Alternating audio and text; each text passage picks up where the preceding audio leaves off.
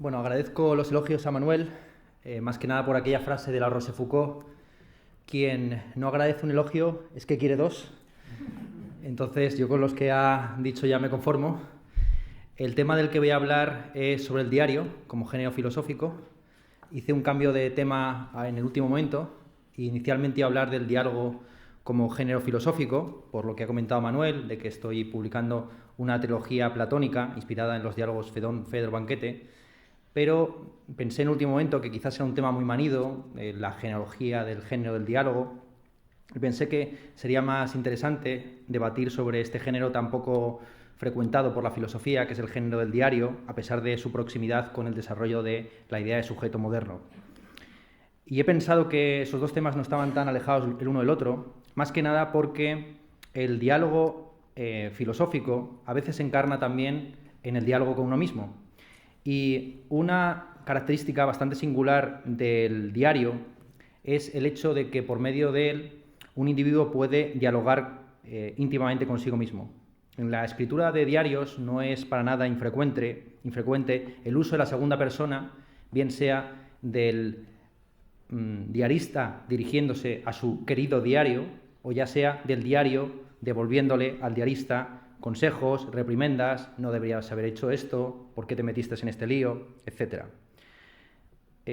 Además, una cosa que ha sido muy explorada por los teóricos del diálogo y del diario es cómo en el diario hay un desdoblamiento entre la persona que escribe y la persona que es descrita.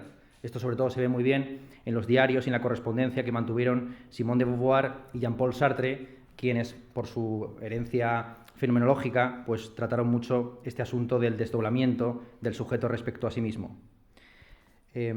Un tema que ha sido abordado también en los tratados acerca del diario es la conexión con el epistolario, como el género del diario, sobre todo de la novela diario, es una decantación al final de la novela epistolar. La novela epistolar comienza siendo una novela a dos voces, en La Pamela de Richardson, luego evoluciona hasta casi como a la manera un poco de la tragedia griega, que empieza con dos personajes, luego va a tres.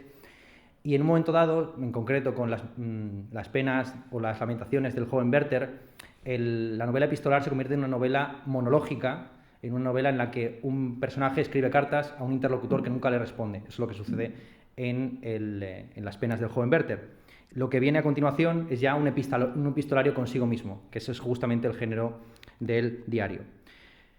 Como estamos hablando de un género del yo, de la escritura del yo, me permitirán que empiece con una confesión, que empiece hablando sobre mí mismo. Yo tengo dos diarios, un diario de adolescencia o de posadolescencia que escribí entre el año 2008 y el 2009, y un diario que mantengo desde hace 4 años, un diario actual, y son dos tipos de texto totalmente distintos. Incluso resulta un poco insultante agruparlos bajo la misma categoría. Pues el primer diario que mantuve era un diario en el que básicamente me atormentaba a mí mismo, que es una característica bastante habitual del diarista: fustigarse, darse con el látigo de la retórica, en la larga tradición que va desde San Agustín hasta Jacques Rousseau, donde uno, aparentemente por confesar sus maldades, se vuelve bueno a través de la sinceridad. Frente al segundo diario, el que mantengo desde 2018 hasta el día de hoy, que tiene el objetivo opuesto. No es tanto autofustigarme, sino vengarme del mundo, cobrarme las pequeñas venganzas, hacer como una especie casi de tribunal inquisitorial contra el mundo, ajustar cuentas con la realidad exterior. Y son dos diarios que, tanto en su intención como en su extensión, pues difieren muchísimo. El primer diario lo mantuve por escrito, manuscrito, son unas 50 páginas redactadas compulsivamente en un cuaderno, mientras que el segundo diario, el que mantengo actualmente, debe ya rondar el 1.000.000 de palabras escritas, lo cual en Word son aproximadamente unas 4.000 páginas. Todo esto, por supuesto, de escoria resentida a más no poder, que nunca podrá ser publicada en su integridad. Y aquí ya tocamos con un elemento característico del diario. El diario no es una obra, es una práctica. La mayor parte de los diarios, incluso los más célebres, son impublicables, y en caso de publicarse, por ejemplo, como el diario íntimo de Amiel, que es prácticamente el fundador del género, son ilegibles. Estamos hablando de obras de 16.000 páginas, 20.000 páginas, que ni siquiera el propio autor las escribió con el objetivo de leerlas.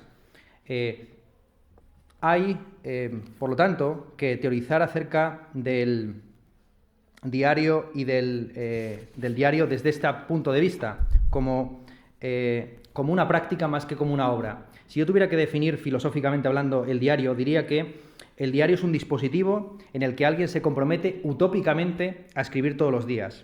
Y subrayo el carácter utópico de este género y de esta práctica, más que de esta obra, porque incluso el más fiel y metódico de los diaristas se salta algún día. Incluso si hubiera un diarista utópico que escribiera todos los días desde el momento en que aprende a escribir hasta el día en que muere, habría un montón de días sin escribir, un montón de días no escritos, a saber, los días previos al aprendizaje de la escritura, sobre los cuales, sobre esos días, ya no se puede escribir en directo, ya no se puede escribir a diario, sino que a lo sumo se pueden reconstruir o reescribir acudiendo a otros géneros de la escritura del yo, como es la autobiografía, las memorias o el dietario. Y aquí entramos con una primera dificultad, que es cómo diferenciar el diario del dietario, de la autobiografía, de las memorias.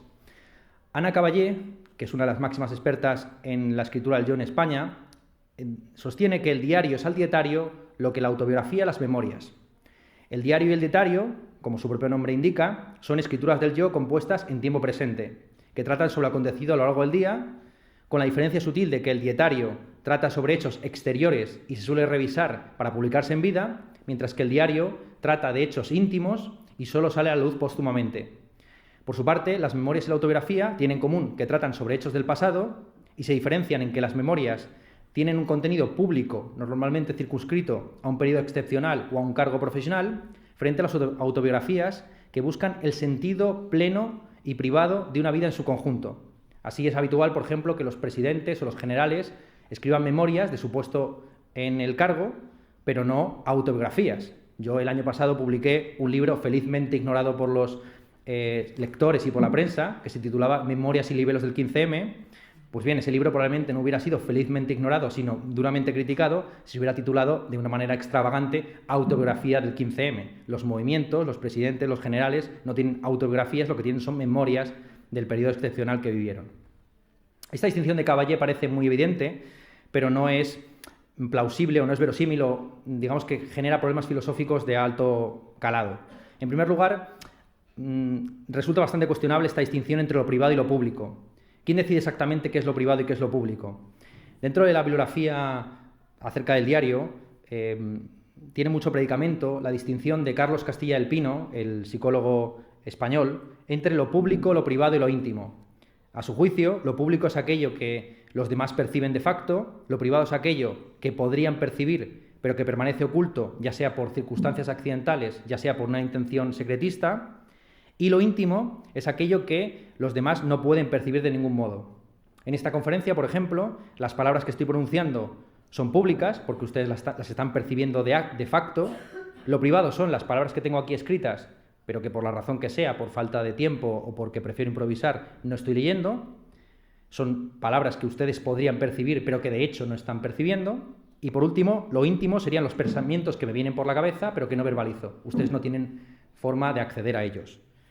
Claro, según esta definición, el diario íntimo sería una contradictio in adjecto, porque todo diario, en el momento de ponerse por escrito, pues ya sería a lo sumo privado. Podría ser perceptible por otros, pero por lo que sea oculto, metido en algún sitio, pero no existiría como tal diario íntimo. Algunos irían un poco más allá y, adoptando un marco filosófico berkeleyano o wittgensteiniano, dirían que lo íntimo es un absurdo ontológico, que es imposible metafísicamente hablando, pues aquello que no puede ser percibido o que no es público y compartido, pues no existe, no puede ni siquiera existir. Me parece más interesante, hay muchas definiciones de intimidad, a mí la que más me interesa, la que me parece más valiosa es la de Trapello, tiene sus objeciones, pero vamos a saltárnosla porque no tenemos mucho tiempo. La más interesante y valiosa es la de José Luis Pardo, que publicó en los años 90 un libro bellísimo en pretextos, titulado tal cual La intimidad, donde decía que la intimidad es aquello que nos impide ser idénticos. Tenemos una intimidad con nosotros mismos porque precisamente nos desdoblamos fenomenológicamente en un sujeto que percibe y un objeto que es percibido. El diario, en ese sentido, no sería íntimo porque resulta imperceptible a los demás, sino que el diario resulta íntimo por las lagunas, no por el contenido más por la forma que por el fondo de lo que allí está escrito. Cuando pensamos en un diario íntimo, pues solemos pensar en diarios que contienen escenas gruesas, de carácter sexual, pensamientos sadomasoquistas, en fin, actos inconfesables, pero en realidad el elemento de intimidad que tienen los diarios, según la teorización de José Luis Pardo, es que es esto que hemos señalado previamente, a saber que el diario es un género utópico, que incluso el más exhaustivo de los diarios tiene lagunas. Hay días, semanas, meses, horas, minutos, segundos que caen en el silencio, de los que no sabemos nada. Dice lo siguiente Rufino Blanco Fombona acerca de este asunto, un autor venezolano que tiene un diario maravilloso. Dice: con las acciones que dejamos entre paréntesis y con los pensamientos que dejamos inéditos al paso de nuestros días, podríamos escribir otro diario, también nuestro, y tan diferente del que llevamos como pueden serlo el diamante del carbono. En esta tentación cayó justamente Tolstoy, muy influido por la lectura del diario de Amiel. Decidió llevar 3 diarios en paralelo. Un diario oficial, que le dictaba a su esposa, un diario oficialmente privado, que era el que escribía en unos cuadernos que dejaba más o menos la vista para que su esposa pensara que ese era el verdadero diario privado, y un diario realmente privado, donde ponía sus escarceos amorosos, sus pensamientos sexuales y de todo tipo, que lo guardaba en las botas de salir a pasear, donde su esposa no iba a meter la nariz. Pues bien, según esta teoría de que la intimidad es aquello que nos impide ser idénticos a nosotros mismos y que es el resto, es esa laguna que siempre habrá en cualquier texto, el famoso libro Tristram Shandy de Sterne intenta contar la vida de un ser humano segundo a segundo, y se da cuenta de que si uno va exhaustivamente hablando de su propia vida, nunca pasa más allá del nacimiento, nunca pasa más allá de la concepción. Pues bien, el diario íntimo de Tolstoy no sería ninguno de estos, sería un cuarto diario nunca escrito, ¿vale? Vamos entonces llegamos a una definición muy paradójica de intimidad. Íntimo es aquello que se deja de decir, pero todos los textos son íntimos y éxtimos al mismo tiempo. La extimidad es un término acuñado por Lacan para referirse a aquello que es al mismo tiempo privado y público. Bueno, ya saben ustedes, Lacan, sus juegos de palabras, no vamos a entrar en eso. Esa es la primera objeción que se plantea a la distinción de Ana Caballé entre lo privado, lo público, lo íntimo, lo secreto, etc. Pero hay una segunda objeción a esa catalogación tan burocrática, ¿no?, de los géneros de la escritura del yo. A saber, ¿en qué consiste esa escritura del presente que el diario y el dietario deberían monopolizar? ¿Acaso no escribimos siempre sobre el pasado o sobre el futuro, aunque sea un pasado que acaba de suceder o un futuro que está a punto de llegar? ¿Por qué debería haber una diferencia sustancial entre contar lo que ha pasado hace unas horas y contar lo que ha pasado hace unas semanas o unos meses? Al incluir en su esencia la revisión, la corrección de cara a la publicación, ¿acaso el dietario es algo más que unas memorias o una autobiografía dividida por días en vez de por capítulos? Visto desde una cierta perspectiva filosófica, el presente no existe, solo existe el pasado o el futuro. Pero visto desde otra perspectiva filosófica, lo único que existe es el presente. El futuro y el pasado no son sino el recuerdo de lo que sucedió y la anticipación de lo que queremos o deseamos o tememos que vaya a acontecer. ¿Acaso toda escritura no es una escritura del presente? ¿Acaso no escribimos siempre desde un presente, aunque tratemos sobre el pasado o sobre el futuro? Si uno, por ejemplo, se pasa toda una mañana o toda una tarde recordando su infancia, ¿acaso no debería ser fiel y escribir en su diario los recuerdos de la infancia? Pero, ¿entonces qué tendríamos? ¿Una autobiografía y unas memorias dentro de un diario? ¿Cómo se puede hablar de unas memorias si la infancia no es un cargo profesional o un periodo excepcional, como dice Ana Caballé, salvo, en fin, excepcional para nosotros mismos? ¿Y cómo se puede hablar de una autobiografía parcial, que tan solo recuerda aquel día que nos tomamos un bocata de nocilla en el parque?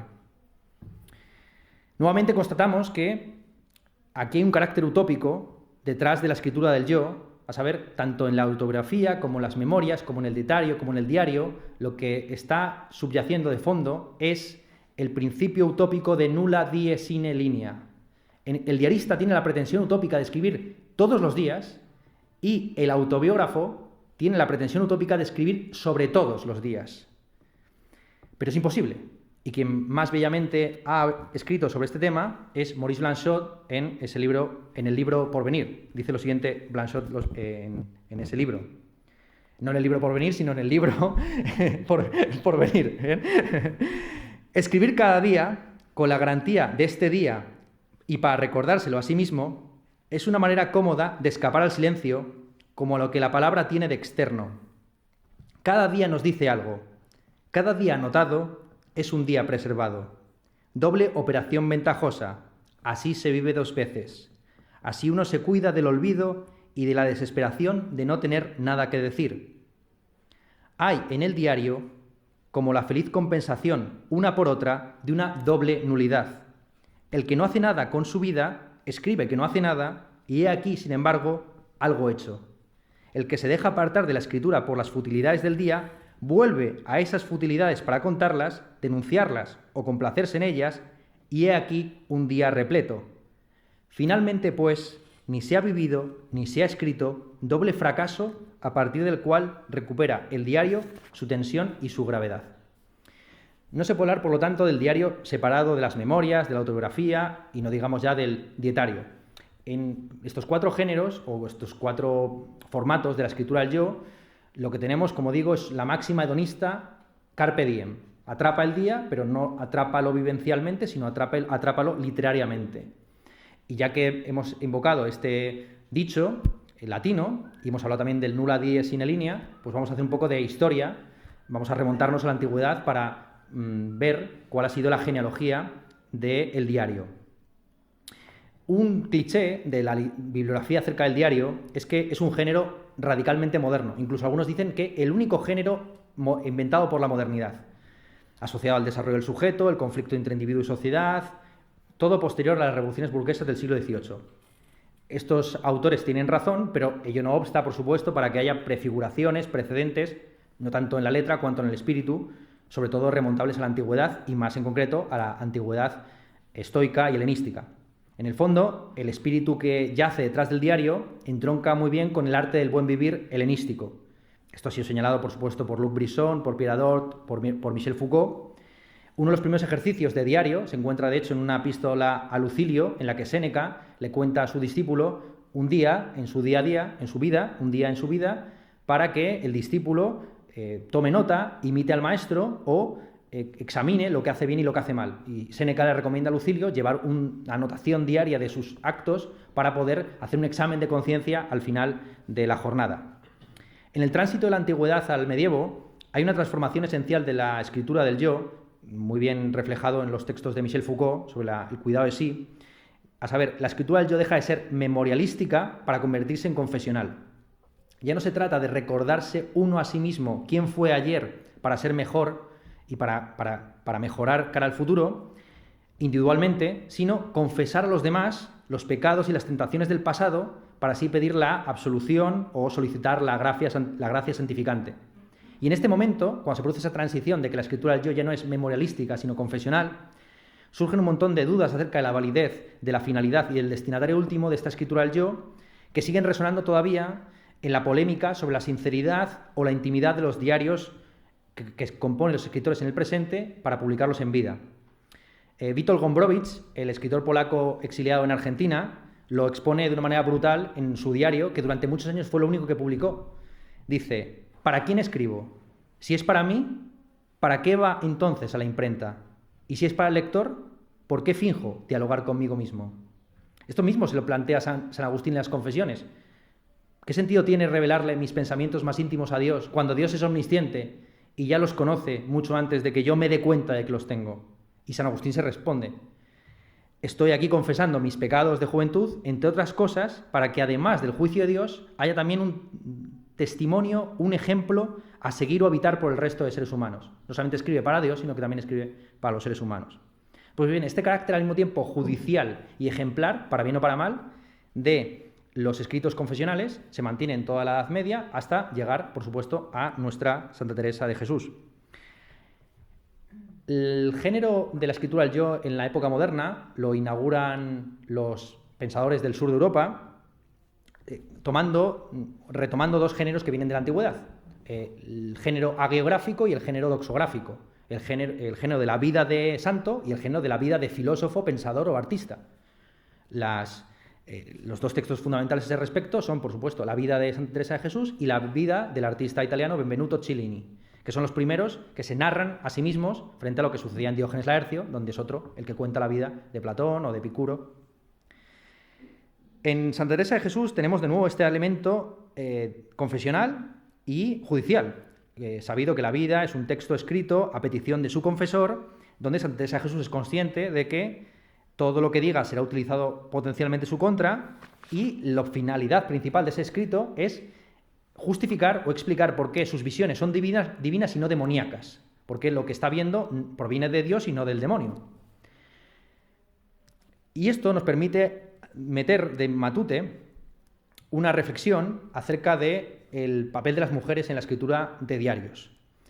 En una encuesta llevada a cabo por Philippe Lejeune, que es el máximo especialista en la autobiografía, tiene un texto muy célebre que se llama El Pacto Autobiográfico, Philippe Lejeune hizo una encuesta que se publicó bajo el título de Querido Diario en Francia y confirmó lo que ya sabíamos, a saber, la práctica del diario en el presente, al igual que en la antigüedad me refiero en la época moderna, es algo predominantemente femenino y adolescente. Las mujeres y los adolescentes tienen en común, además, el haber estado recluidos históricamente en su propia intimidad, el no ser reconocidos en el espacio público, el estar sometidos a una precariedad y provisionalidad que se aferra al diario como lo único fijo en sus vidas. Las mujeres y los adolescentes tienen en común, además, el haber estado en los márgenes de la sociedad hasta hace muy poco. Ahora mismo vivimos una sociedad que, por el contrario, celebra la condición femenina y la condición adolescente, gracias al feminismo, el edadismo y una suerte de febocracia generalizada. Y no en balde nos encontramos en una época donde hay un auge de la escritura y de la publicación de diarios, o en general de todo lo que se llama ahora mismo autoficción, y, para más INRI, entre las especialistas internacionales en el género del diario abundan los nombres femeninos y además de figuras notoriamente feministas. Estamos pensando en figuras como Beatriz Didier en Francia o en España, Ana Caballé, Nora Catelli, Begoña Méndez, Laura Freixas. Esta última autora, Laura Freixas, tiene unos textos interesantes donde diferencia entre el género femenino y el masculino de la siguiente forma. Ellos, habitualmente, cuando escriben un diario, pues se tienen a sí mismos como protagonistas y hablan principalmente de su vida profesional, mientras que ellas priorizarían las relaciones con los demás o con las demás y se vería en sus textos la presencia o la importancia de las labores domésticas. Un paradigma en ese sentido fue el diario de Zenobia Camprubí, la esposa de Juan Ramón Jiménez, que está hablando constantemente de Juan Ramón Jiménez y de las menudecias, digamos, de las minucias de las labores domésticas. O en la otra cara de los estereotipos acerca de la feminidad, ¿no? La esposa o la puta, pues el diario clásico de la mujer casquivana, los diarios de Anais Nin, son diarios en los que ella cuenta cómo llegó a mantener 3 y 4 relaciones en paralelo, engañando a cada uno de los amantes. En estos diarios, además, se cumple la famosa ley de Bechdel. La ley de Bechdel es una ley que se aplica al cine para estudiar cómo en el cine clásico hollywoodiense suele ser muy habitual que si aparecen varias mujeres a lo largo de la trama, esas mujeres nunca tengan relaciones autónomas entre sí, sino que siempre tengan la relación de mediación de un hombre. Entonces son dos mujeres que pelean por un hombre, o es la hija y la madre, pero nunca se ven relaciones de amistad o de pelea o de conflicto entre las mujeres, es decir, que las mujeres son satélites orbitando en torno a los planetas masculinos. Bien, esta teorización de Laura Freixas tiene una función de denuncia interesante, pero cae en los mismos clichés sexistas en los que ella pretende denunciar.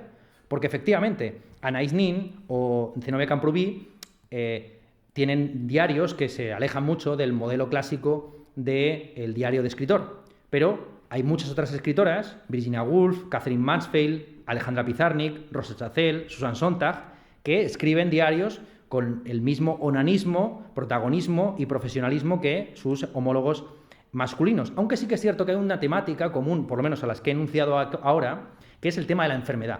En los diarios de Susan Sontag tiene un papel muy importante el cáncer, en los de Mansfield la tuberculosis, son unos diarios tremendos en los que ella piensa que se va a morir la semana siguiente, entonces todo el rato vuelve una y otra vez sobre su enfermedad. Y en los de Virginia Woolf y de Pizarnik, por supuesto, está el tema del suicidio. Pero esto, de nuevo, no es algo exclusivamente femenino, sino que también está en uno de los diarios más célebres, el diario de Pavese, que que para muchos fue lo que le indujo al suicidio. De hecho, el diario de César Pavese termina de una manera célebre con la siguiente frase: todo esto me da asco, no más palabras, un gesto, no escribiré más. Y justo cuando terminó de poner este punto final, se pegó un tiro. Entonces, no hay, a mi juicio, no hay un diario femenino como algo esencial o sustancialmente contrapuesto al diario masculino. Es más, si yo fuera deleuziano, que no lo soy, diría que el diario es un género menor, en el sentido kafkiano del término, donde hay un devenir femenino del que escribe, que asume una posición no activa sino pasiva respecto al mundo, una actitud doméstica, emocional, sobreexpuesta y autoanalizada. Pero como no soy deleuziano, pues no voy a decir estas cosas. El diario íntimo surge básicamente en la época moderna a partir del libro de cuentas y de la agenda de actividades diarias, propia del burgués. Un buen comerciante tiene que tener una contabilidad de sus activos, de sus pasivos, así como una programación y división de los días laborables y de descanso. Pues bien, este libro de cuentas, esta agenda de actividades, no es sino una secularización de lo que hemos dicho, el libro de rezos, el libro de horas o los confesionarios puestos por escrito. La pregunta que cabe hacer es, ¿por qué, siendo España e Italia los dos países pioneros en las memorias o en las autobiografías en la época moderna, no tienen una literatura del yo tan fuerte como la que sí que existe, sobre todo en Gran Bretaña y en Francia? Pues básicamente porque ni en Italia ni en España hubo una revolución burguesa exitosa en el siglo XVIII. Esa es la clave principal. El primer gran diarista británico es una figura de la Restauración inglesa. Samuel Pepys escribió un diario cifrado en la década de 1660, donde cuenta hechos tan importantes como el Gran Incendio de Londres o la Gran Peste, que también narra, por cierto, Defoe en su diario de la peste. Sin embargo, a pesar de que los primeros diarios se escribieran por esas fechas, después de la Revolución Gloriosa Británica, se empiezan a publicar en el siglo XIX. Entonces la pregunta importante no es ¿por qué no empiezan los diarios a publicarse y a escribirse en España o Italia?, sino ¿por qué empiezan a publicarse en concreto en Francia después de la Revolución Francesa? ¿Qué es lo que tiene la Revolución Francesa de distinto respecto de la británica y de la estadounidense? Y la clave es una clave filosófica, muy estudiada por Alain Girard, como René Girard, no sé si de hecho si son hermanos o familia. Alain Girard tiene un libro mítico, el Diario íntimo se llama, en francés, explica muy bien cómo la primera generación de diaristas que escriben y publican sus diarios, prácticamente algunos en vida y otros pocos años después de su muerte, están altamente influenciados por los ideólogos, es decir, por la escuela filosófica más importante durante la Revolución Francesa. No sé si es célebre o no, pero bueno, la escuela ideológica en Francia era una escuela que tenía como objetivo el análisis de la conexión entre ideas, sobre todo desde un punto de vista psicológico, muy influida, por supuesto, por todo el tema de la introspección cartesiana, que hermanaba dos líneas de investigación o dos líneas filosóficas. Por un lado, el culto a la interioridad rusoniano y, por otro lado, la reducción del entendimiento a la sensibilidad operada por el empirismo, el sensualismo, Locke, Helvetius, Condillac. Pues bien, los primeros diaristas, Mendevirán, Benjamin Constant, Joubert, Stendhal, el novelista, son escritores que viven la revolución, muchos de ellos, Stendhal no tanto, y se desengañan de la misma. El diario no es un género del antiguo régimen. Cuando no hay libertad de prensa, no existe ni los diarios ni el diario. El diario íntimo, digamos que es un refugio frente a los diarios periódicos. Es cuando aquí la llamada, no sé si del diario o de los diarios, a ver, voy a poner esto en silencio. Decía que es cuando existe la libertad de prensa y cuando los escritores se dan cuenta del fracaso del proyecto ilustrado de trasladar a la opinión pública un mensaje a través de la prensa, que el autor de diario se refugia en su intimidad. Esto lo dice muy bien Trapiello. Lo singular es cómo el autor de diario suele ser alguien que, teniendo la posibilidad de pronunciarse en público, sin embargo prefiere callarse y hablar en privado. Digamos que es una reacción conservadora frente a la proliferación de los discursos en el espacio público. Y aquí hay un elemento socrático fundamental. Sócrates, de una manera célebre en su Apología, explica cómo él no se dedica a la política, porque sabe que un individuo que se quisiera poner de canto contra los proyectos políticos a nivel ciudadano no duraría mucho. Él tampoco duró mucho, a pesar de que su objetivo no era reformar el Estado o la polis en su conjunto, sino ir individuo por individuo viendo si sabía o no sabía a lo que se estaba dedicando. En el fondo, ya sé que esto es un poco anacrónico, pero Sócrates era un moralista. Y el género del diario es un género que estilísticamente bebe de los moralistas franceses, la Rochefoucauld, Joubert, Saint-Fort, y en España podría haber bebido, por supuesto, de toda la tradición de aforismos que estaban en los arbitristas o en los tratadistas del siglo XVII y XVIII. Aquí hay un asunto también interesante acerca del uso público y el uso privado de la razón. Esto, como estamos ante un público que, en fin, que sabe de filosofía, yo creo que no hace falta profundizar en esto. La famosa distinción de Kant entre el uso público y el uso privado de la razón, que curiosamente es la inversa a la que el público o el común de los mortales entiende. Para Kant, el uso público de la razón se da en el espacio íntimo, mientras que ante la autoridad, en el espacio público, lo único que hay que hacer es obedecer. Piensa lo que te dé la gana, pero obedece. Es una máxima kantiana muy conocida. Bien, el filósofo que más nos interesa a este respecto, el primer diarista que más nos interesa a este respecto es Mende Birán. Mende Birán es muy conocido por su reformulación del cogito ergo sum. Para Mende Birán, la evidencia primera acerca de la existencia de uno mismo y del mundo no es el pensamiento, sino esa combinación de esfuerzo y resistencia en que consisten nuestras vidas. Sabemos que el mundo no es una fantasía o una alucinación porque opone resistencia, no se cumplen mis deseos automáticamente y yo mismo soy algo distinto a una pura fantasía porque tengo hábitos que no puedo corregir y hábitos que muchas veces no me gustan. De Mende Birán surge toda la escuela espiritualista que llega hasta Bersón y que tiene sus continuaciones incluso en Deleuze y compañía, donde el hábito se entiende como la concreción corpórea del tiempo.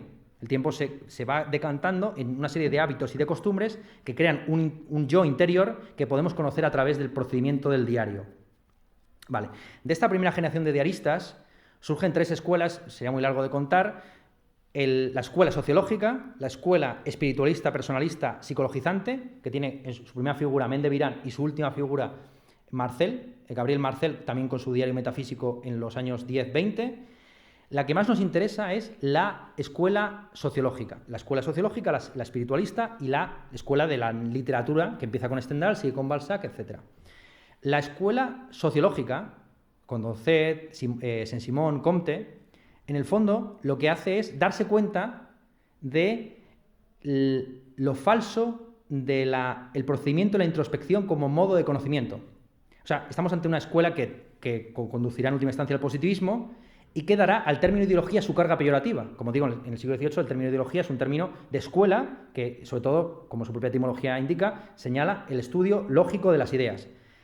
Es esta escuela sociológica, positivista, la que empieza a llamar ideología a esa falsa conciencia de realidad, porque cuando nos intentamos autoanalizar íntimamente a través de procedimientos como los del diario, con lo que topamos es con nuestros prejuicios, con nuestros sesgos.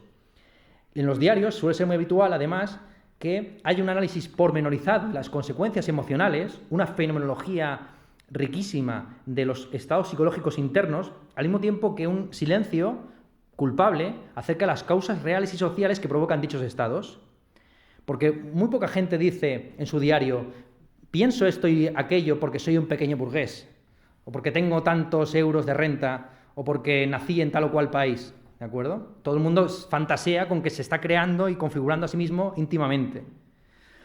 De ahí el carácter ideológico, en el peor sentido de la palabra, de los diarios, que resultan penosos, cansinos, con muchos sobreentendidos, saltos y lapsos. Dando un pequeño salto, esta escuela sociológica se manifiesta de una manera increíble en la respuesta que escribió un comerciante, ya sé que me estoy metiendo ya en un nivel de detalle muy, muy minucioso. Marc Ligeguet es un comerciante de una provincia de Francia, una provincia de París, ¿no? París como país, que escribió una carta a Philippe Lejeune, el teórico de la literatura francés que he mencionado previamente, donde le criticaba justamente hacer encuestas y publicar diarios anónimos. Le criticaba que esos diarios carecían de interés porque eran ideológicos, no porque estuvieran mal escritos, sino porque estaban demasiado escritos, porque en todos ellos se encontraban los mismos clichés, lugares comunes, la muerte del abuelo, la ruptura respecto de la novia, el trauma infantil, la precariedad, todo este tipo de asuntos. Lo que argumentaba Marc Liggeret es que no hay que caer en la trampa del autoanálisis y del conocimiento íntimo. Los que menos escriben, los textos que están menos escritos, son los textos de los escritores que huyen de los clichés propios de la literatura y restituyen la sensación de la vida a través del artificio ficcional. Aquí ven la alianza que existe entre la escuela sociológica y la escuela de literatura. Stendhal y Balzac y todos los que vendrán a continuación llegarán a la conclusión de que precisamente aquellas cosas que resultan inconfesables en el diario se pueden poner por escrito, ¿dónde? En la ficción. Y que es en la ficción donde se puede dar rienda cuenta, se puede exponer lo íntimo y al mismo tiempo lo público, confundiendo ambos ámbitos, pero también teniéndolos en cuenta. ¿Bien? Bueno, tenía aquí una cita de este señor, pero yo creo que ya me estoy alargando muchísimo, así que me la voy a saltar. Bueno, voy a leerla porque esta cita expresa muy bien, digamos, para empezar, el enfrentamiento París-provincia y, por otro lado, las dos visiones los dos acercamientos al diario. El diario, curiosamente, es un género muy para letraridos. Es un género principalmente de escritores para escritores. Frente a la ficción en general o la novela, que es el género finalmente mainstream. Y entonces es una contraposición entre alguien que se dedica oficialmente a la literatura, un profesor de literatura, que se permite el privilegio de despreciar la literatura y apostar por los textos escritos por anónimos, frente a un filisteo que se dedica al comercio y que en sus ratos libres quiere no leer lo que piensa su vecino, sino elevarse y comulgar con las altas cumbres de la literatura francesa y occidental. Dice, uno entra en la literatura, este tipo dice el comerciante, uno entra en la literatura, en la vida social, en la necesidad del comercio, no con su doble imaginario, sino con terceras personas de carne y hueso. Uno emprende, uno negocia, uno intercambia, uno cambia. Como en mi oficio, que parece estar en las antípodas del arte, mientras que para mí, comerciante en provincias, también el arte es un comercio. Dice, también el arte es un comercio, pero de gran lujo y más bien parisino. Bien. Podría ir muy detalladamente explicando cómo surgen los diarios de Amiel en el siglo XIX, etcétera, pero vamos al gran diario filosófico que es el diario de Kierkegaard, ¿vale? El diario de un seductor. ¿Por qué motivo? La pregunta fundamental de fondo es, ¿por qué Kierkegaard recurre al formato del diario para exponer lo que él considera el paradigma del estado estético, el Don Juan, ¿no? El diario de un seductor de Kierkegaard es un diario ficcional, pero que contiene parte de su historia amorosa, ficcionalizada, en la que él expone el paradigma del hombre que vive al día a día, que le gustan las mujeres y que cree que el amor no puede durar más de 6 meses. Pues bien, elige justamente el género del diario para retratar el estadio estético, Kierkegaard, porque el estadio estético se caracteriza por la falta de proyectos a largo plazo. El Don Juan no tiene proyectos éticos o religiosos a largo plazo, sino que vive día a día, mujer a mujer. No cree en nada duradero, no sacrifica el presente por el porvenir, sino que quiere disfrutar 24/7 de los placeres de la vida. No cree en nada fijo ni duradero. Para él el amor no dura 3 años, como dice Beck TV, sino que dura 6 meses. Y por lo tanto vive cada día como si fuera el último. Y cuenta los días y las noches y las mujeres como, igual que el Don Giovanni de Mozart, tiene un listado de las mujeres con las que se ha acostado. Leporello, el sirviente de Don Giovanni, tiene una lista, el famoso catálogo de las mujeres, donde dice que en España se ha acostado con 1001 mujeres. Pues bien, este es vamos allá al tema español. En España, ya digo que no existen diarios hasta el siglo XX, realmente. Se habla siempre de los diarios de Moratín o de Jovellanos. Esos son agendas, donde estos escritores o intelectuales van consignando lo que les pasa día a día, pero como algo que podría perfectamente publicarse en el periódico esa mañana. El autor que estaba llamado realmente a escribir un gran diario, pero que no lo terminó de hacer, era Miguel de Unamuno, quien, como sabido, aprendió danés para leer a Kierkegaard en lengua original y quien tenía un gran respeto hacia Amiel. No hemos hablado de él, pero bueno, lo hemos citado más o menos vagamente, el autor de este diario de 16.000 páginas que ya escribió con la intención de publicarlo y que fue publicando parcialmente en vida y que se convirtió en un éxito brutal y que a partir del cual surgió ya la moda de publicar diarios incluso en vida. Pues bien, Miguel de Unamuno era el gran llamado a escribir un diario, pero en realidad entre sus obras tan solo se puede explicar un texto que tenga esas características. El famoso diario íntimo de finales del siglo XIX, donde tiene su crisis religiosa, que le llevó al final a apartarse de sus afiliaciones positivistas, su proximidad al Partido Socialista Obrero Español, y que le instiló la preocupación de toda su última etapa por la vida más allá de la muerte, la salvación individual, la creencia en Dios, etc.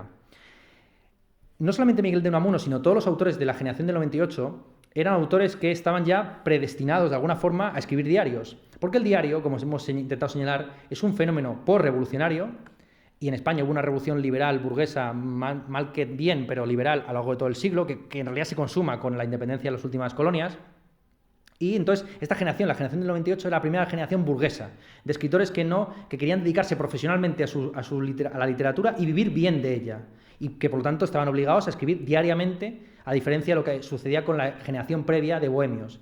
Y resulta muy expresivo y muy sintomático que los dos primeros diarios publicados en España sean, para empezar, la obra póstuma del último de los bohemios, Alejandro Saba, se le suele pronunciar el nombre, Alejandro Saba, el modelo de Luces de Bohemia, de Valle Inclán, y el diario de un enfermo de Azorín. Es decir, el más burgués de los escritores, Azorín, y el último de los bohemios.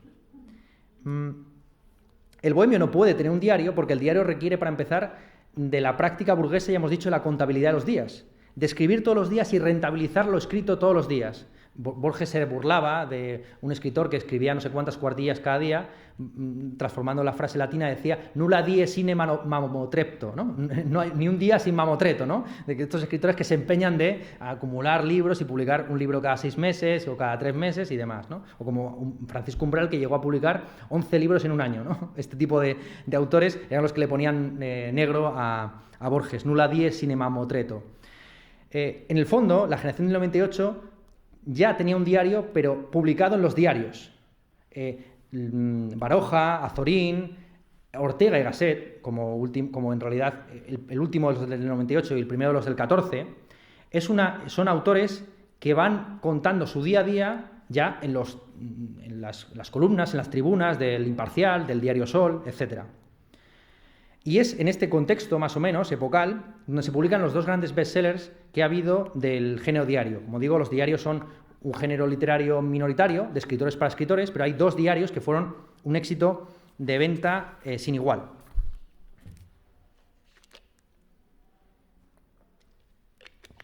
El primero, evidentemente, es el diario de Ana Frank. El diario de Ana Frank nos permite hablar de algo fundamental, que es la relación que existe entre el autor y el editor del diario. Es el editor del diario el que autoriza y convierte en una obra lo que, como hemos dicho, es una práctica principalmente.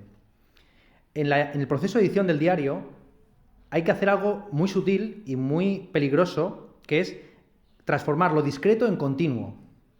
El diario se escribe siempre desde la discreción, en doble sentido de que no se dice todo, como hemos dicho, todo diario, por íntimo que sea, siempre deja algo en el tintero, y es discreto en el sentido de que no se escribe el tirón, sino que se escribe día a día y a veces pensando que, no sabiendo si no va a poder continuarlo al día siguiente. El caso de Ana Frank literalmente fue así. Entonces, la labor del editor consiste en convertir una práctica diaria en una obra continua, una práctica discreta en algo que se puede leer del tirón. Debe hacer un trabajo de selección que es el verdadero trabajo de escritura o de reescritura del texto. Por supuesto, en este tipo de ediciones pues hay problemas de extensión. ¿Qué haces con un texto de 20.000 páginas o de 16.000 páginas como lo de Amiel? Y también hay problemas, por supuesto, de injurias, de atentados al honor, de, revelaciones de privacidades que prefieren quedarse calladas. Hay un problema de autocensura y de postcensura muy interesante estudiar. Seguramente ustedes conocen o han oído hablar de la censura que hizo el padre de Ana Frank acerca de los pasajes sexuales del diario. Bien, lo que no sé si saben es que hay 3 versiones del diario de Ana Frank.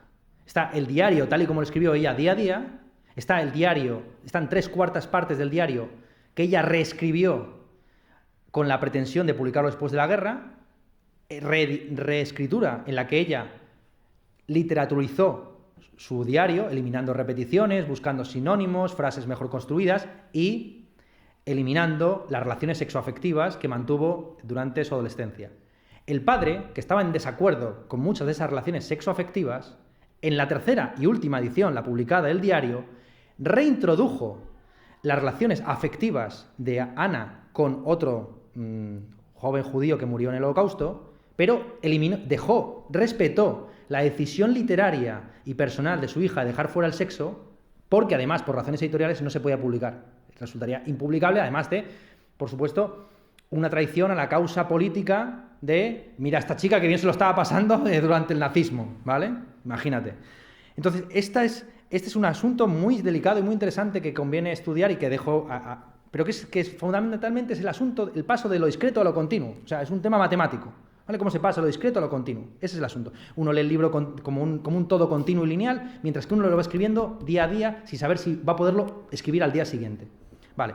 El otro gran bestseller es el diario de viaje de un filósofo, del conde Keyserlingk, un libro que han reeditado hace poco, publicado en el año 19, que para que ustedes lo entiendan, es algo así como la cara B de la decadencia de Occidente de Oswald Spengler. Son los dos grandes éxitos de ventas filosóficos posteriores a la Primera Guerra Mundial.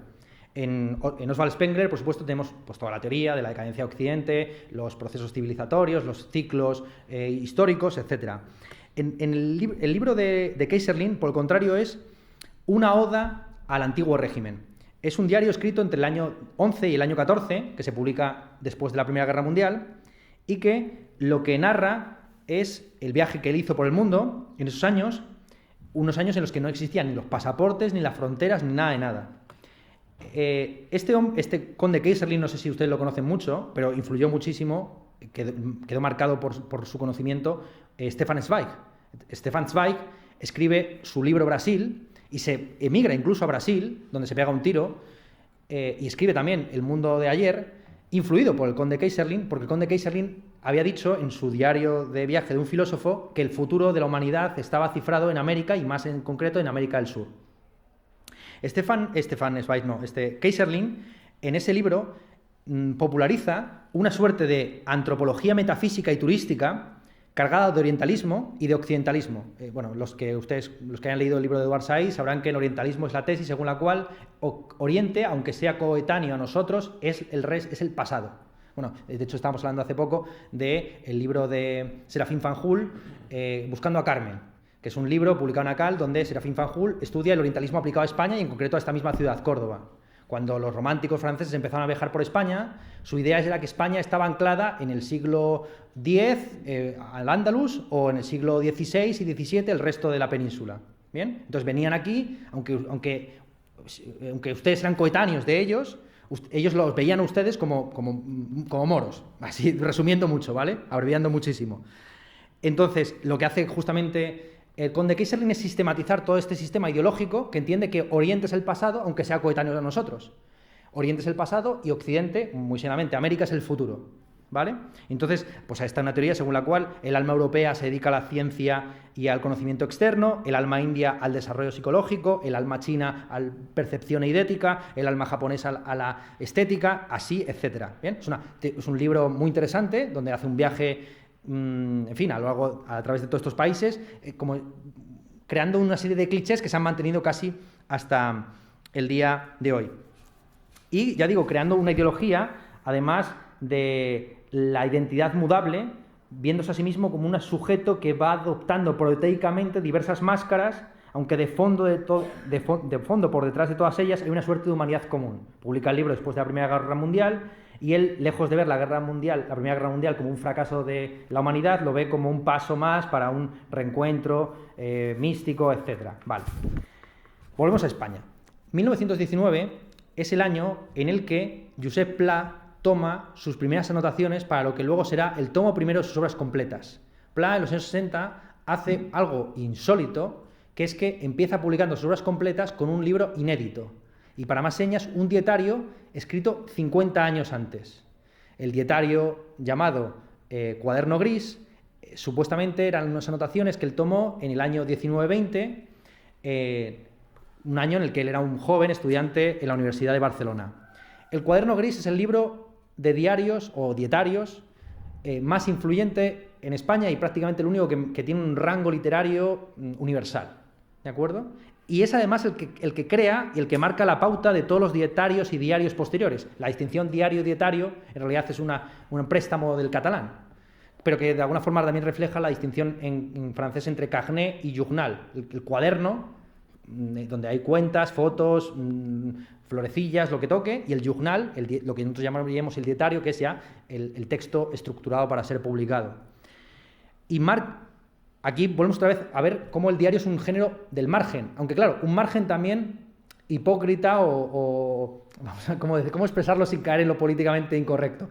En fin, buena parte de los autores de dietarios, por decirlo en una palabra, son catalanes y se entienden a sí mismos como marginados o expulsados del establishment literario cultural español, aunque como todo el mundo sabe, sobre todo en el ámbito editorial, ellos son los que manejan y cortan la pana. Bien, Gil de Viedma, Carlos Barral, o en el exilio Rosa Chacel, Max Aub, y aquí hay dos géneros, aquí hay dos estilos o dos formas que se encarnan luego en esta división un poco dura, de mollera, entre el diario y el dietario. Digamos que las figuras importantes del mundo intelectual y editorial catalán suelen publicar sus diarios o bien póstumamente o bien con muchos años de retraso, muy corregidos y muy fabricados o retóricamente modificados. Pues el caso de Carlos Barral, Gil de Viedma, Josep Pla.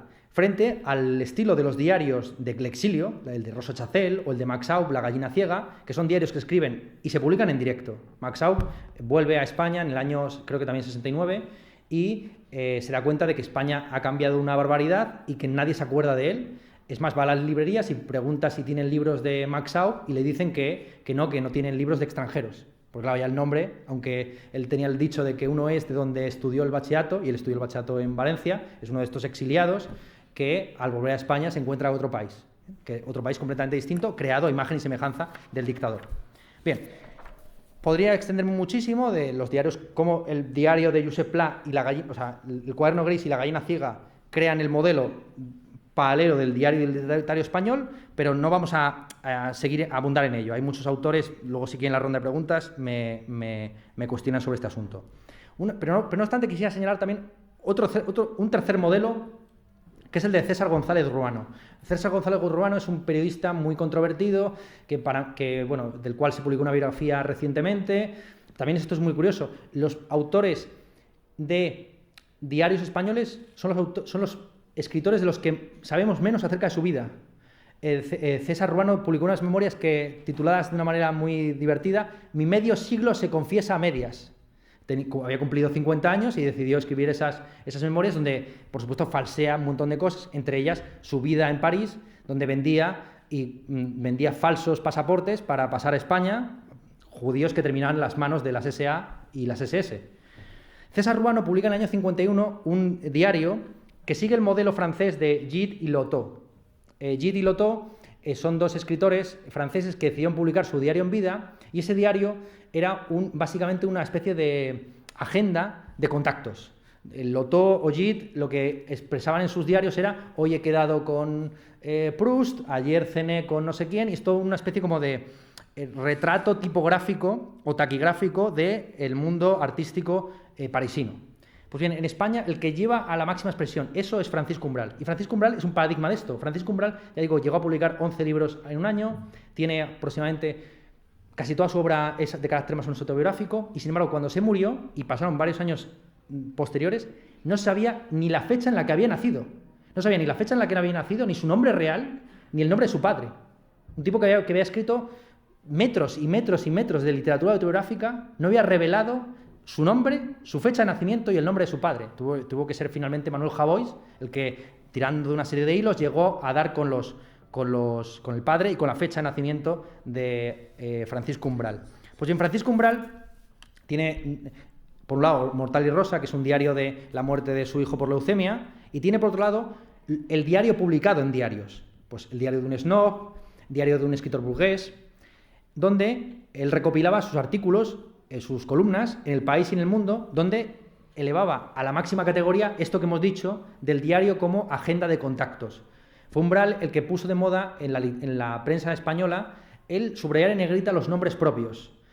Y durante muchos años, si ustedes han visto, por ejemplo, el último documental que se hizo sobre él, pues se cuenta cómo la movida madrileña prácticamente se articuló en torno a la columna de Umbral. Y la gente moderna y cool del Madrid de los años 70 y 80, su principal objetivo era aparecer en negritas en la columna diaria de Umbral.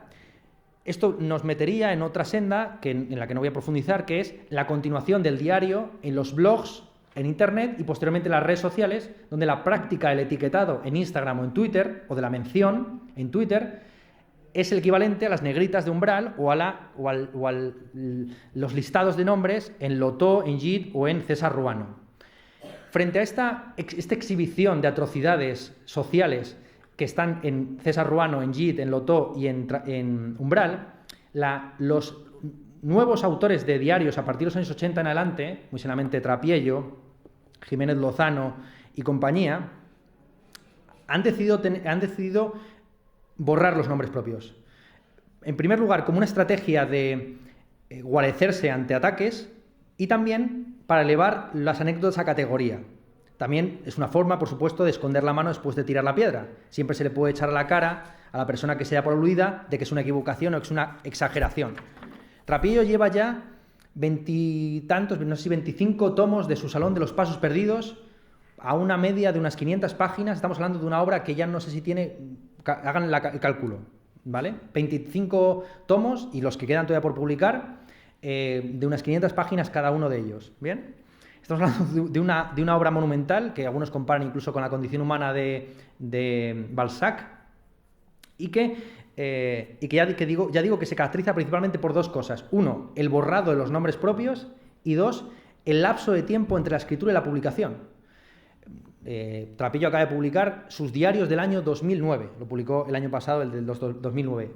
Conforme va pasando el tiempo, se va creando un lapso de tiempo mayor entre la fecha de redacción, la fecha de corrección y finalmente publicación. Él mismo dice que sus diarios los escribe como tal, que el Salón de los Pasos Perdidos se escribe como diario y se publica como novela. El fondo es el aprovechamiento de la vida para construir una novela en marcha, creada verosímilmente con las herramientas que ofrece el día a día, ¿vale?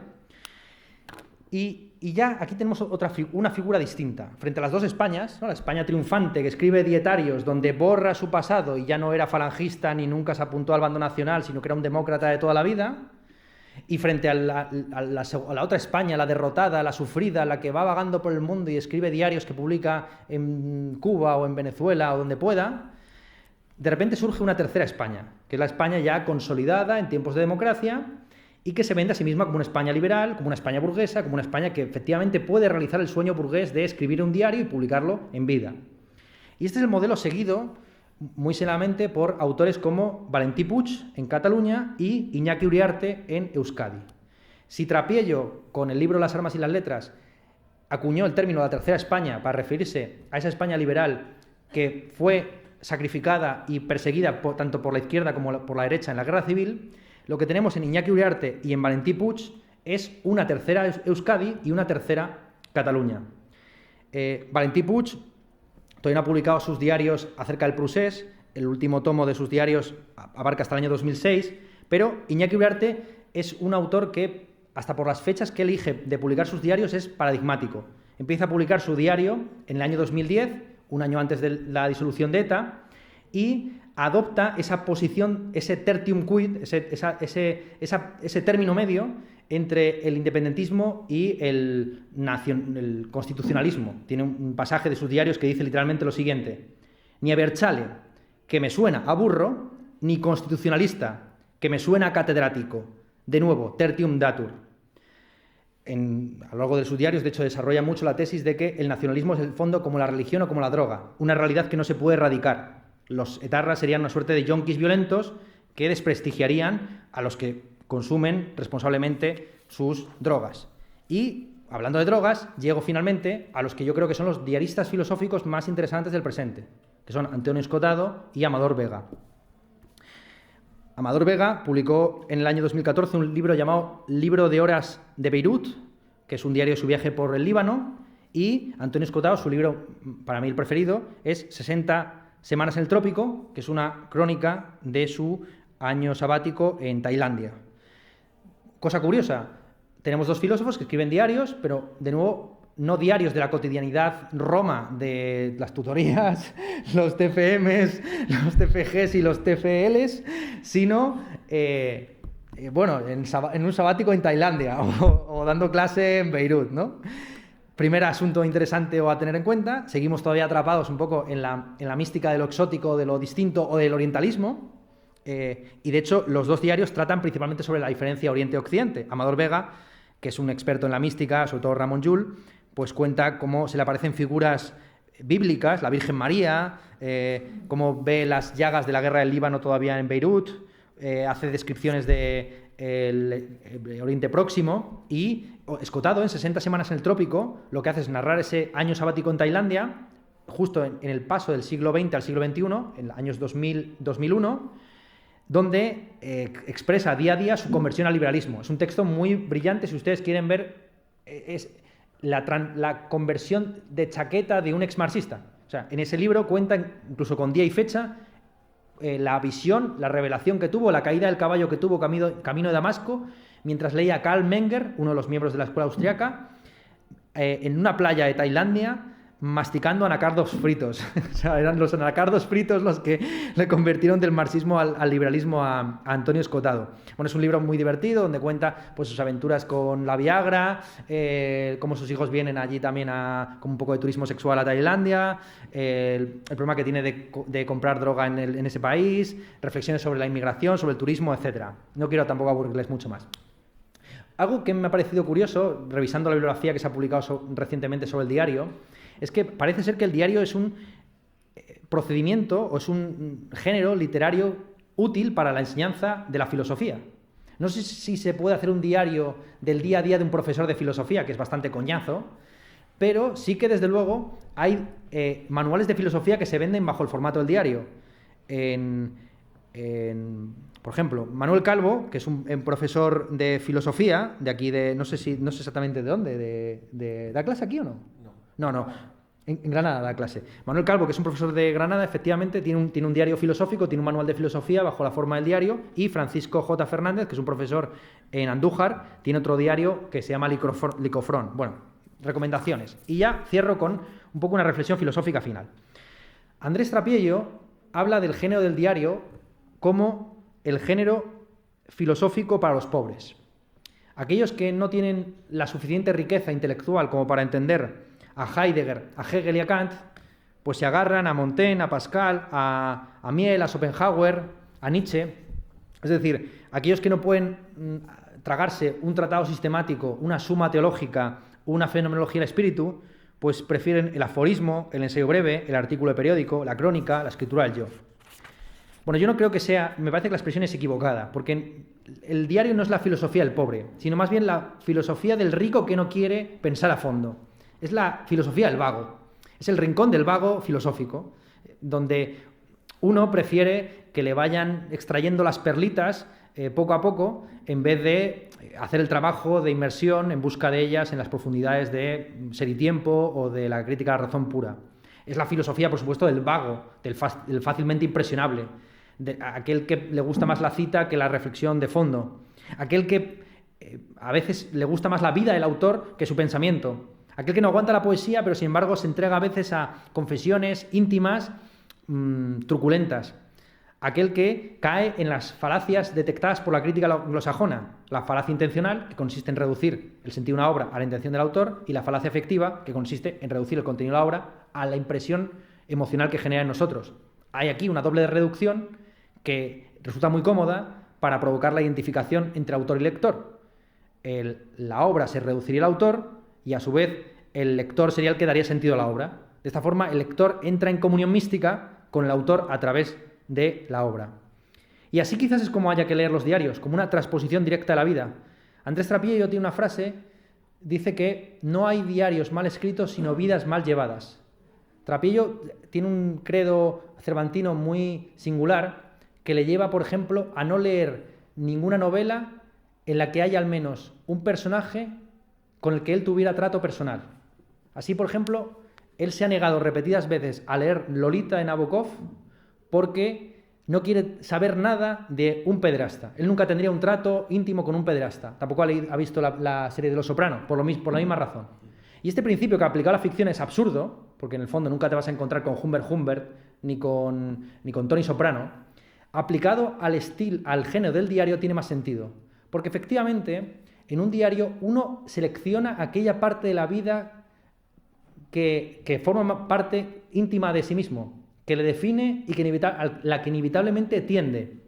Entonces, esta idea de que no hay diarios mal llevados, sino vidas mal llevadas, y que el diario es simplemente un reflejo de la mala o de la buena vida que tenemos, es perfectamente exacto. Trapillo se burlaba mucho, por ejemplo, de Saramago, quien en una declaración célebre le preguntaron si tuviera que elegir entre el Nobel o el comunismo, ¿a qué renunciaría antes? Y dijo que evidentemente renunciaría antes al Nobel, antes que el comunismo. Sin embargo, en su diario, el diario que publicó el año en que ganó el Nobel, se vio que su ideología política no aparecía por ningún lado y, sin embargo, la obsesión de ganar el Nobel y de las entrevistas relacionadas con el Nobel ocupaba toda su vida íntima, ¿no? Entonces uno se revela tal y como es en el diario. Esa es la reflexión un poco de fondo de Trapillo, a pesar de que él, de nuevo, está en la escuela de Josep Pla de salir con la mentira por delante, de que hay que salir, una frase que Isabel Pantoja, creo recordar, o alguna de estas folclóricas le dijo a Umbral, ¿no? Que hay que salir a la calle con la mentira por delante. Pues estos son los que publican el diario con la mentira por delante.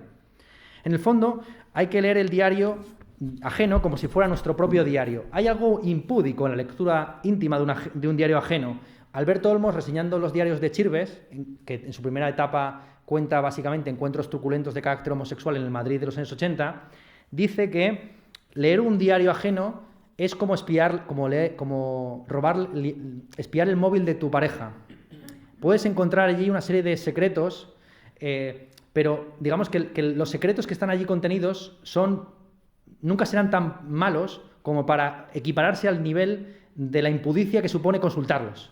No se sabe qué es peor, si la infidelidad que está secretamente expuesta en ese móvil o el gesto de falta de confianza que supone consultar el móvil de tu pareja.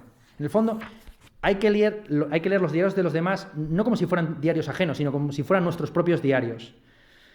Bob Pop y Daniel Saldaña, París, hablan incluso de una lánguida vanguardia para referirse a aquellos diaristas que leen los diarios de los demás. Y en el fondo volvemos a lo mismo. El diario es un género dialógico, en el que uno mismo dialoga consigo mismo y que luego en el proceso de lectura genera una empatía que puede llevar a una reflexión íntima e interesante. Y esto es lo que atropelladamente les podría decir de este género que tanto tiempo he practicado y que tantos sinsabores me ha producido. Muchas gracias.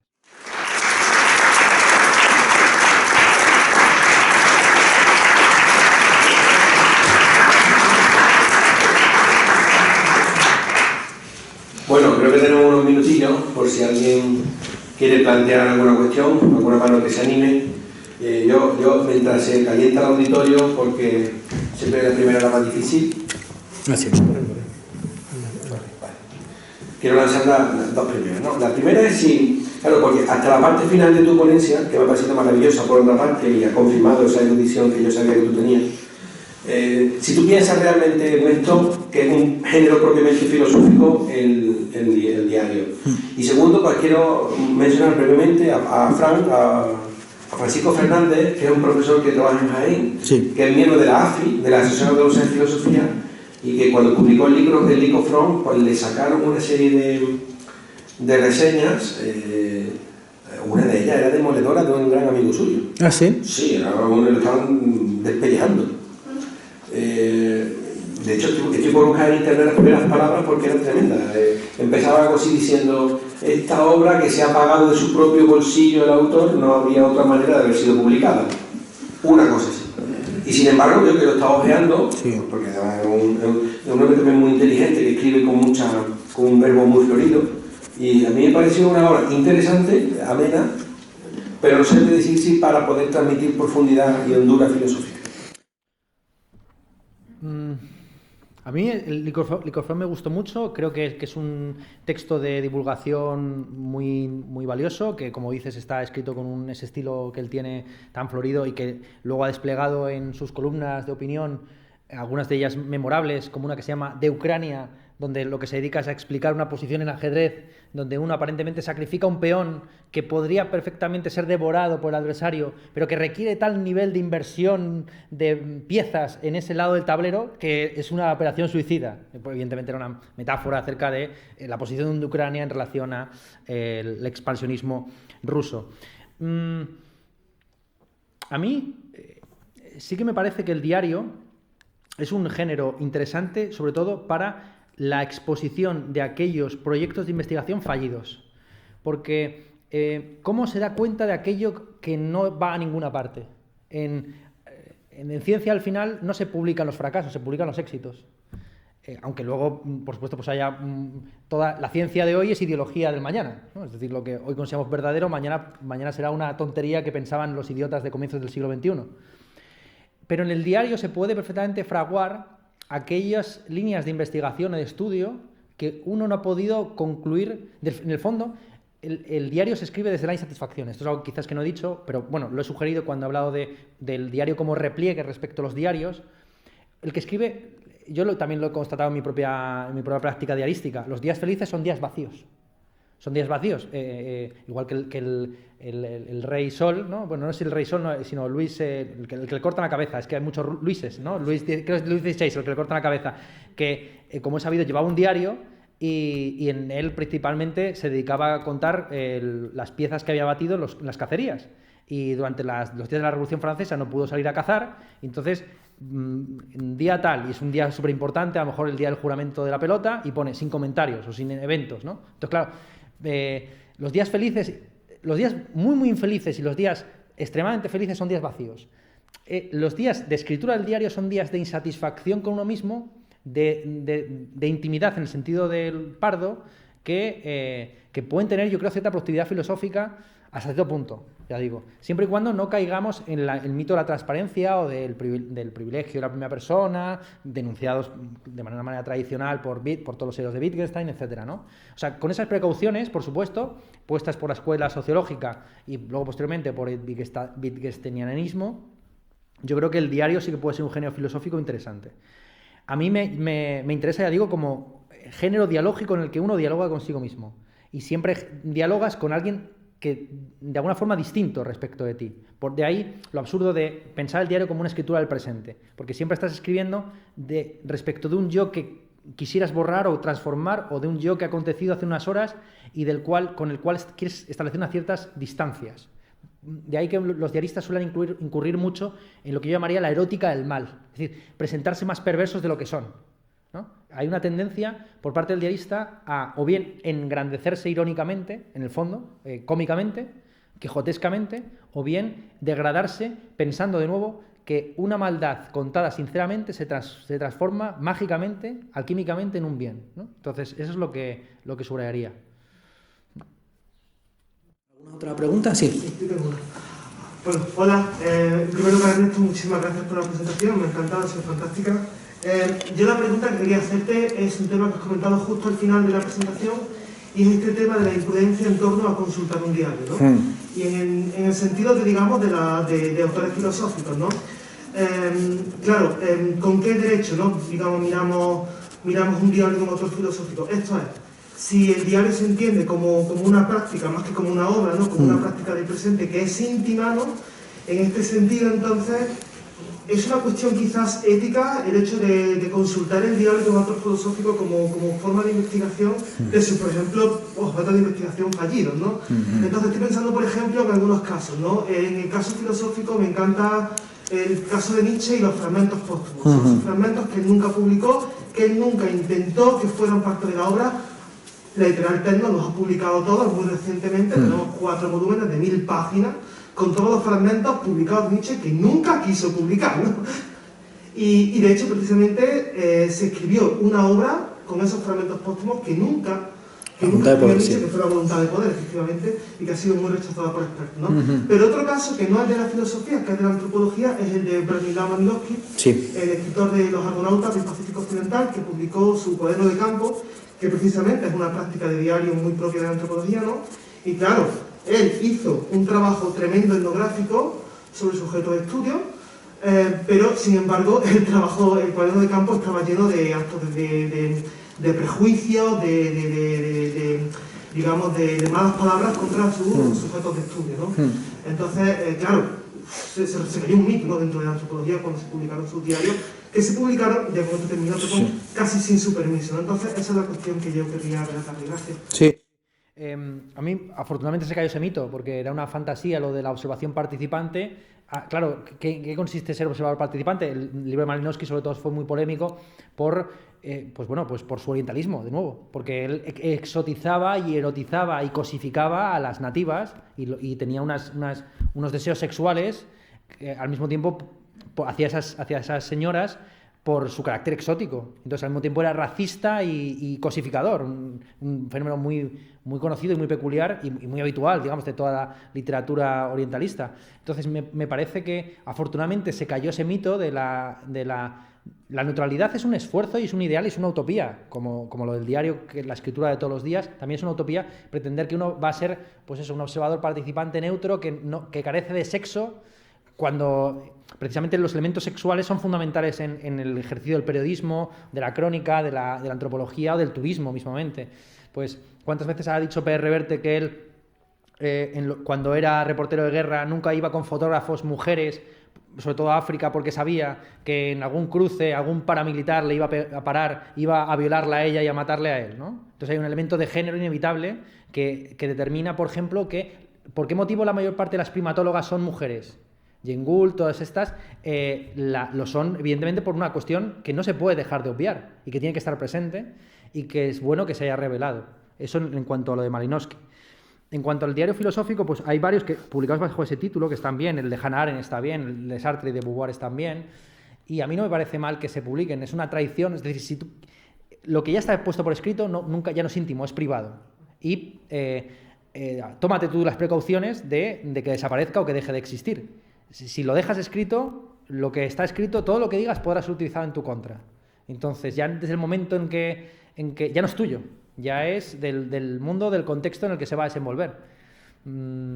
Sí, yo estoy bastante a favor de traicionar las últimas voluntades de los escritores, que Virgilio quiso quemar la Eneida, Kafka quería quemar sus novelas.